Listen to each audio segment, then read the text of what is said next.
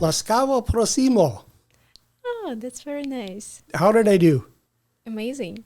I didn't swear. I didn't No. insult you. I trusted Google to tell me how to say welcome Welcome, yes. in Ukraine.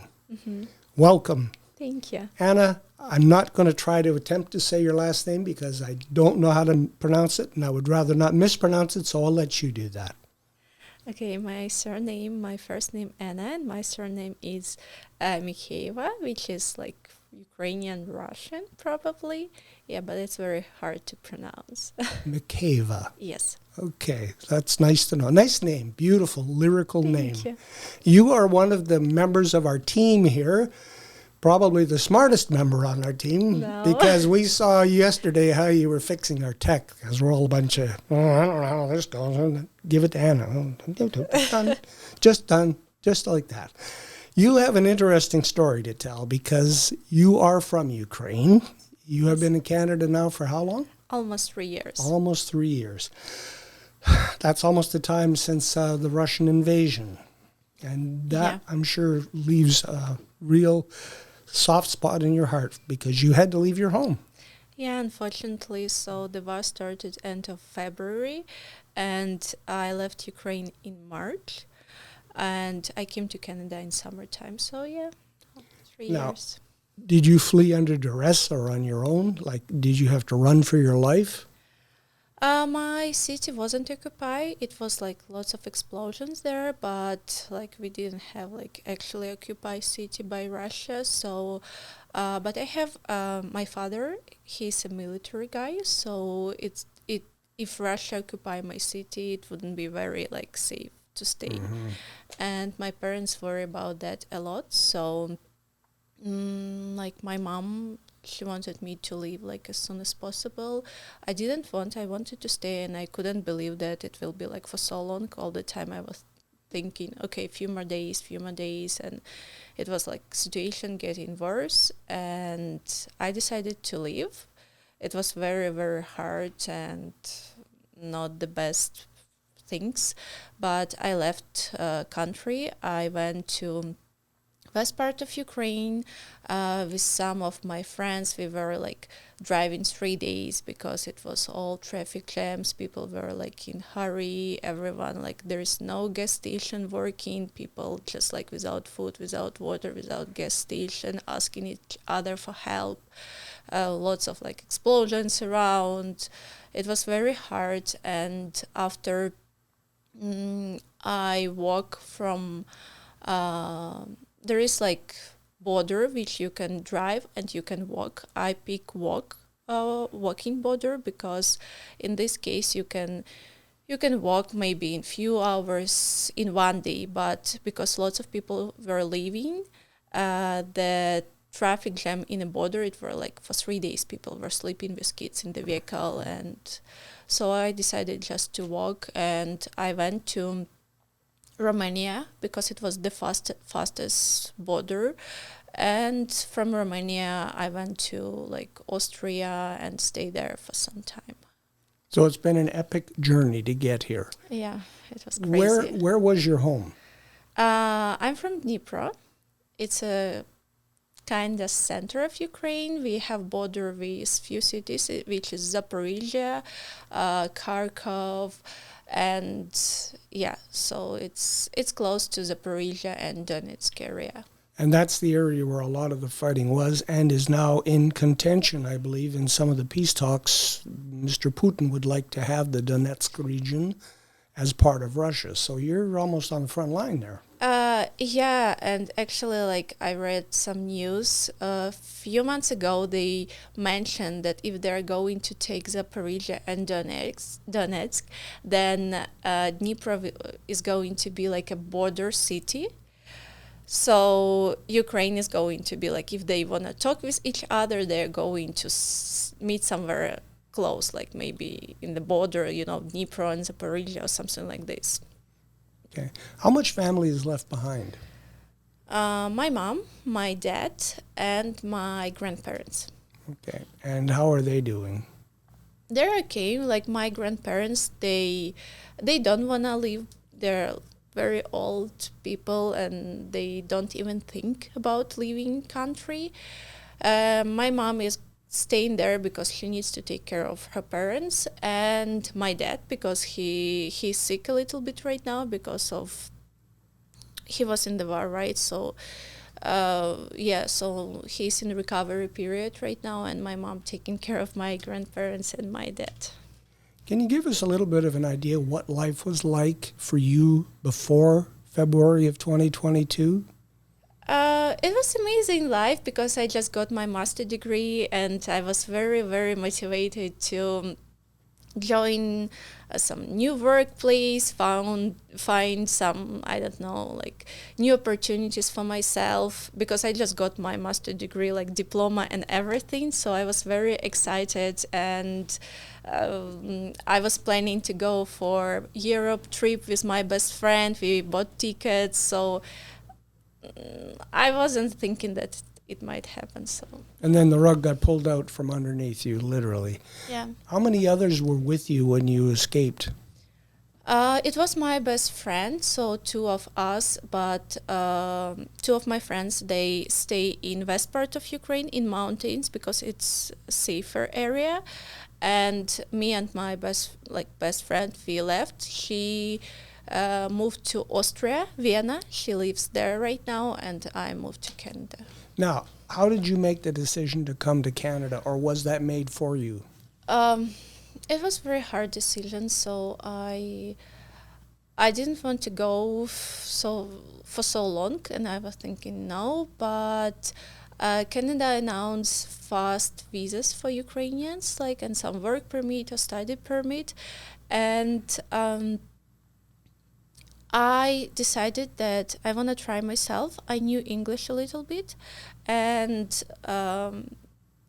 I when I was trying to compare some countries, I understood that Canada is very safe, and I was going by myself without no one, so safety was like top priority for me.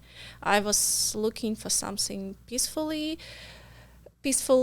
safe place. So somehow I was thinking, I know English a bit, seems like it's safe country, maybe. So you came to Canada when? In summer 2022. So it was just a couple of months after you had left Yeah. Ukraine. Mm-hmm. Okay. What was your reception like when you came to Canada, and how did you decide to come out here? I found a job here. That's Impact Health Physiotherapy. It was my first job there. I was so lucky to get opportunity there, to meet people, like all members. They're very friendly, very supportive. Yeah, so I came to Canada. I was searching for some jobs opportunities, and yeah, I found a job in Medicine Hat, and I came here. Okay. The reception from the general public has been good or bad? Very good, very good. Because I know there are some out there who are trying to blame many of the problems we've had over the last couple of years on an influx of immigrants, forgetting that we are all immigrants.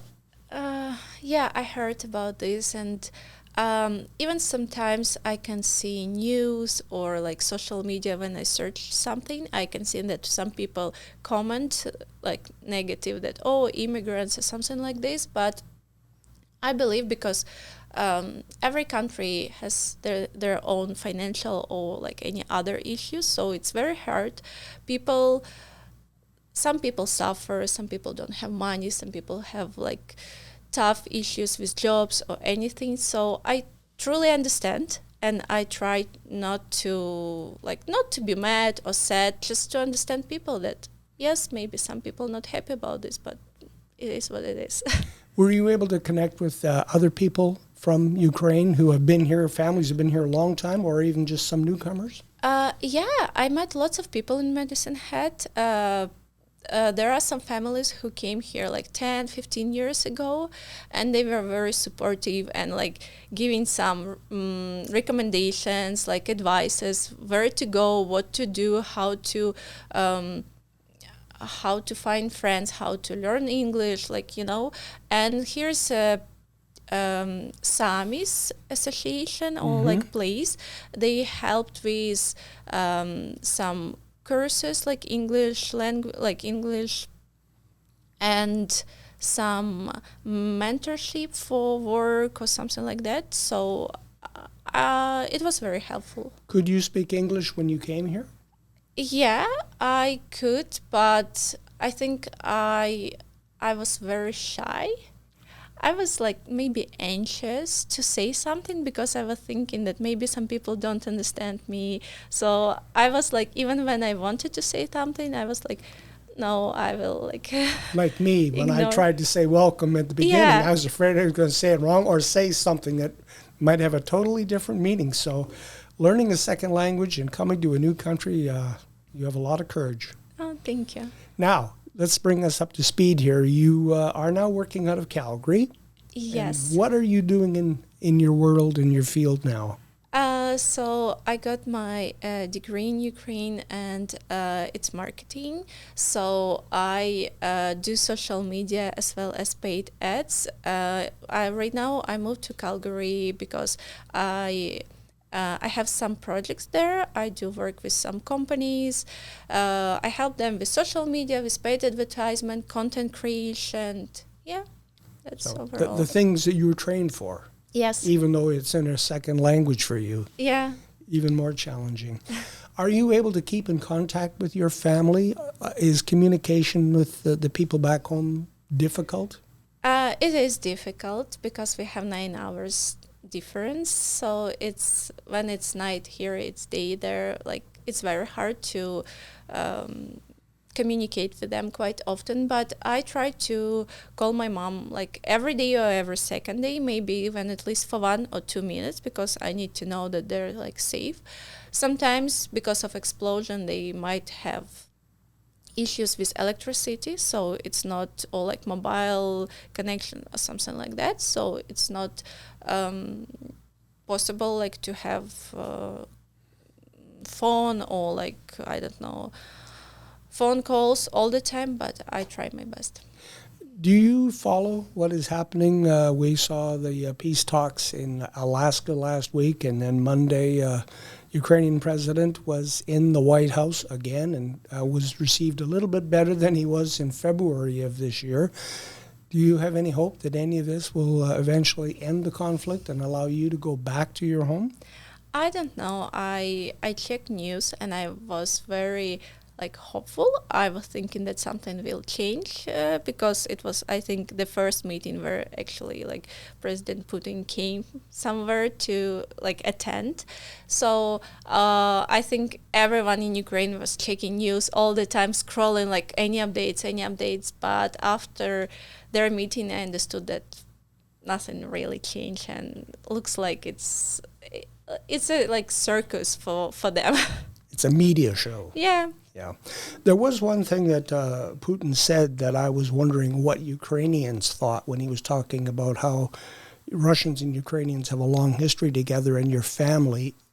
How do you react to that when he says that and yet he is trying to take over your territory?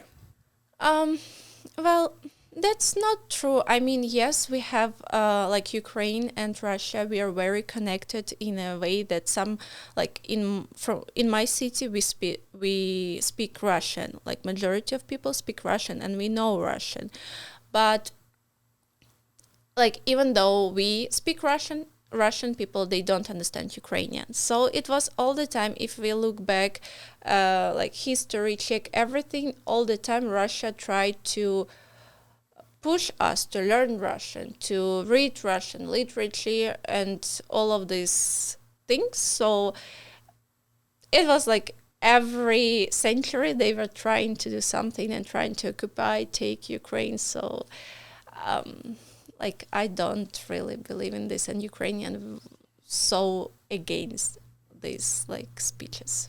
So where do you think the solution lies? I don't know. Like it's very hard to answer because it's hard situation, and we don't like cannot answer because they looks like they're just playing. You know, they're playing with humans' life. Thank you, Anna.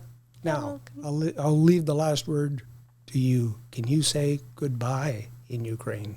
До побачення. Thank you. Thank you.